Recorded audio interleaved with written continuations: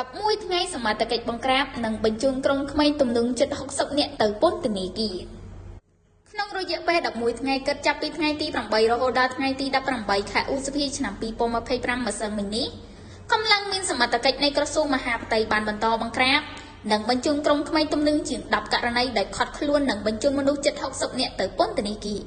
នេះបើតាមនាយនាំពាក្យរងក្រសួងមហាផ្ទៃលោកទូចសុខៀ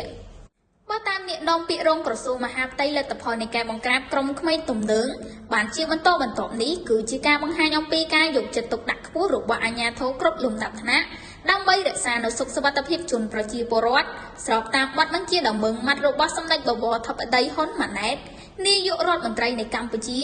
និងការដឹកនាំអនុវត្តរបស់ឯកឧត្តមអភិសន្តិបណ្ឌិតសសុខាឧបនាយករដ្ឋមន្ត្រីក្រសួងមហាផ្ទៃសូមបញ្ជាក់ថាប្រតិបត្តិការបង្ក្រាបក្មេងទំនើងបាន60នាក់ក្នុងរយៈពេល11ថ្ងៃកន្លងមកនេះ